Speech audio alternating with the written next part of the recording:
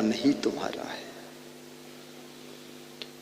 मन समझदार हो जाए तो ये मन मित्र का काम करता है, और मन अज्ञानता में डूब जाए तो मन से बड़ा तुम्हारा कोई शत्रु भी नहीं है।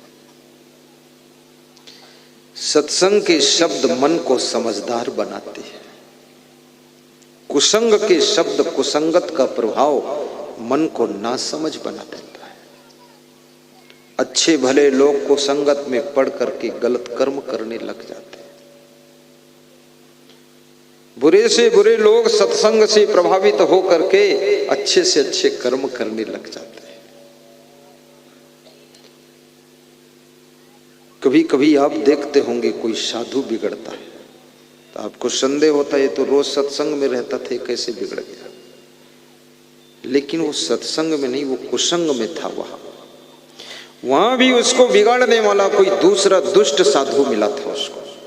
उस दुष्ट साधु ने उसको बहका बहका कर और गलत बात बता बता करके उसको बर्बाद किया है। इसलिए साधु भी बिगड़ जाता है।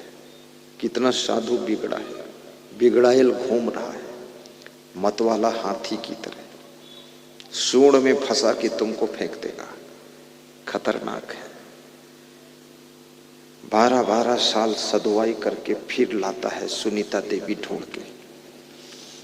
ये कहां से आ गई सुनीता देवी, क्यों आई? कुसंगत प्रभाव कर रही है।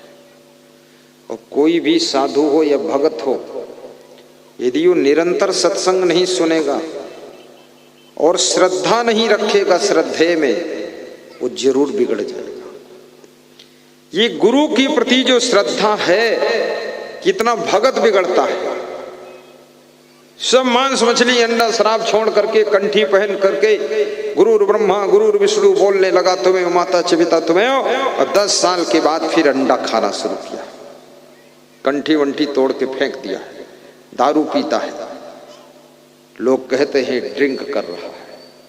कैसे बिगड़ गया? इसने सत्संग के बजाय कुसंग भी ज्वाइन किया है। अगर मंथरा की कुसंगत कैकेयी को न मिलती तो कैकेयी राम की वनवास का डिसीजन ही नहीं लेती। बहकाने वालों में बहुत बड़ी शक्ति होती है। आप अपने घर में जरा गौर से देखना, सीआईडी की दृष्टि से देखना कि आपके घर की बहुओं को, आपके बेटों को, आपके नाती पोतों को कोई बहकाने वाला तत्व तो नहीं आ रहा है।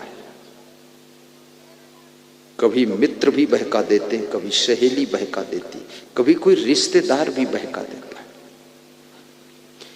मेरे को एक लखीमपुर खीरी का आदमी बहकाने के लिए आया अभी 2 साल पहले, कहीं मैं बहकने वाला। वो ऐसा मेरे से बोला, तुम अपने गुरु के लफड़े में क्यों फंसे? तुम तो बहुत बुद्धिमान महान हो, अलग से बीड़ा उठा दो, कितने बड़े हो जाओगे। हमने कहा मुझे मिट जाना है, बड़ा होना ही नहीं। बोले आपका बहुत नाम हो जाएगा। हमने कहा नाम जो हुआ उसको भी मिटाने वाला होना है, गुरु को क्यों छोड़ दो? ये बेवकूफी की बातें मत बता दो। ये राजनीति सिखाता है साधु को, हमको सिखा रहा था और खुद बर्बाद हुआ है, खूब बर्बाद हुआ। हम समझ गए बर्बाद होगा अब, क्योंकि जो मुझको बिगाड़ना चाहेगा वो तो बर्बाद हो ही जाएगा। कैसे बर्बाद हुआ? नई पार्टी बनाया, उस पार्टी में 50 लाख रुपए खर्च किया, उस पार्टी में फेल हुआ, उसमें बर्बाद होकर जीरो बैठा। 4 लेन उसके द्वार पर निकली, उसका मकान सब उसमें चला गया। तो मुझे इस साल मिला, तो हमने कहा क्या हाल है? बोले बर्बाद हो गए।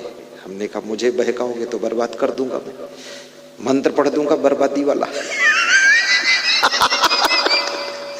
अरे किसको बहका रहे हो? जब अकल नहीं थी मुझको, कुछ मालूम नहीं था मुझको, तब श्री क्षमा देव ने मुझको शरण दिया, गुरुमन देव ने मुझको चलना सिखाया, जीना सिखाया। अब मैं योग्य बन गया तो तुम उनको सिखा रहे हो, छोड़ दो। क्यों छोड़ दूं मैं? उनको मैं देता क्या हूं, बल्कि उनके चरण छू करके मैं ऐसा आशीर्वाद लेता हूं जिससे मेरा वैराग्य और मेरा विवेक जागृत रहता है। उनसे तो फायदा ही फायदा है। अब मुझ जैसे आदमी को जब बहका रहा है तो फिर सोचो ये छोटे छोटे चेले तो उसमें चपेट में आ जाएंगे। ये तो सोचेंगे हाँ गुरु छोड़ दो, कुछ और मिलने वाला, कुछ नहीं मिलने वाला है। गुरु को छोड़ करके भोगी हो जाओगे, रोगी हो जाओगे, भ्रष्ट हो जाओगे, चरित्र खो जाएगा। गुरु की प्रतिभा, गुरु का प्रभाव तुम्हारे चरित्र रूपी धन की रक्षा करता है, तुम्हारे वैराग्य के लिए कवच कुंडल है, तुम्हारे विवेक को जगाता रहता है और गुरु तुमको हर तरह से संभालता रहता है। याद रखना, जो गुरु हमारे जीवन के लिए कर सकता है वो दुनिया में कोई भी नहीं कर सकता है। जितने लोग गुरु से विचलित हुए हैं सब भ्रष्टाचार में लग जाते हैं। गुरु हमको बहुत संभालता है।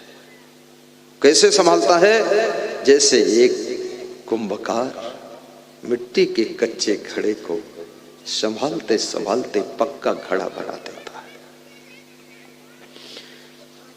गुरु कुम्हार शिष्य कुंभ है, गढ़ गढ़ काढ़े खोट। खोट माने बुराई, खोट माने अवगुण, खोट माने कुछ और नहीं होता है।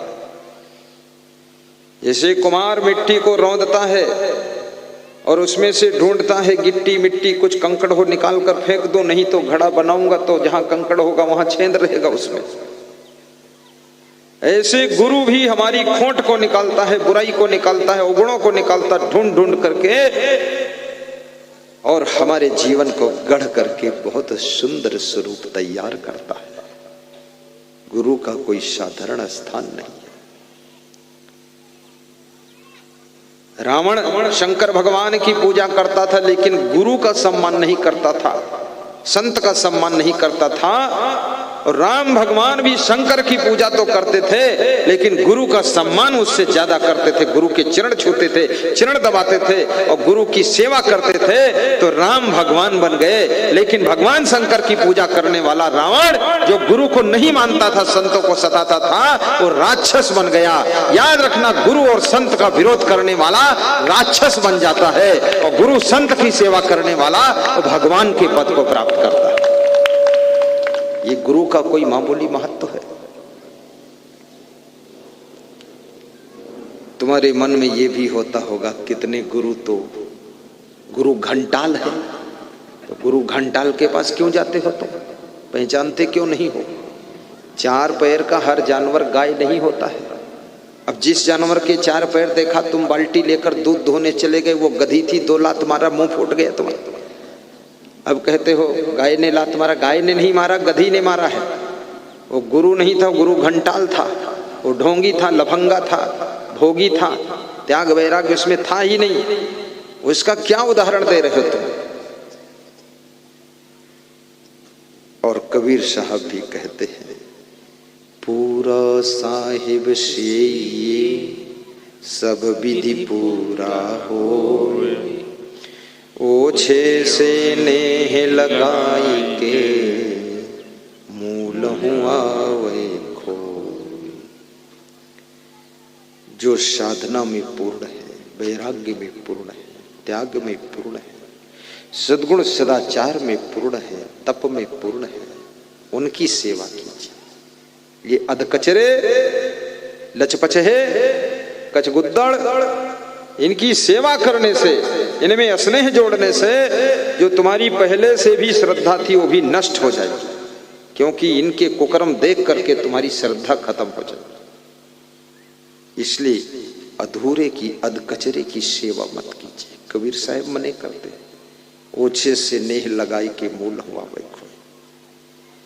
और फिर कबीर साहब ये भी कहते, सब विधि पूरा होए।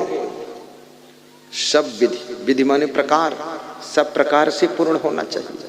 स्वभाव भी ठीक होना चाहिए, चरित्र भी ठीक हो, ब्रह्मचर्य भी ठीक हो, विचार भी ठीक हो, आचरण भी ठीक हो, कर्म भी ठीक हो, व्यवहार भी ठीक हो। उटपटांग, चुट्टा, बदकट्टा, झुट्ठा, किस काम का वो? फालतू। नजर भी ठीक हो, किसी माता बहन की तरफ मोहित ना हो, ऐसा संत होना चाहिए। मिले कोई ऐसा संत फकीर जो पहुंचा दे भव दरिया के तीर, ऐसा होना चाहिए। सब माताओं बहनों का भी अपनी वाणी से कल्याण कर दे, सबके जीवन में परिवर्तन आ जाए। अभी यहाँ पर एक रांची से श्रोता है, फिर खड़े हो जाओ रांची वाले। ये देखो रांची झारखंड राजधानी, बहुत बड़ी श्रद्धा। जब मैं सीढ़ी पे चढ़ रहा था और नीचे थे तो मुझे देखकर उनका चेहरा फपक पड़ा, उनको रोई आ गई कि यही गुरु जी है जिसका प्रवचन 2 साल से सुनता हूँ। धन्य है आज दर्शन मिला, आंखें सजल हो गई, फिर अपने को संभाल लिया उन्होंने। रांची के श्रोता भी यहाँ आए, सब विधि पूरा हो, वाणी उनकी वाणी भी अच्छी हो, ज्ञान भी अच्छा हो, विवेक भी अच्छा हो, कर्म भी अच्छे हो। पूर्ण गुरु तुम्हारे जीवन को पूर्ण शांति दे सकता है, धन्य कर सकता है, ऐसा गुरु ढूंढो। गुरु शिकलीगर कीजिए, मन ही मस्कला दे, शब्द छोलना छोल के चित्त दर्पण कर दे। आपके चित्त को दर्पण जैसा चमका दे, ऐसा गुरु बनाइए। पूरा साहिब से ये, और ऐसे साहिब की संत की सेवा करो जो साधना में पूर्ण हो, जिनके दर्शन से भी तुम्हारा मन शांति और प्रसन्नता को एहसास करे।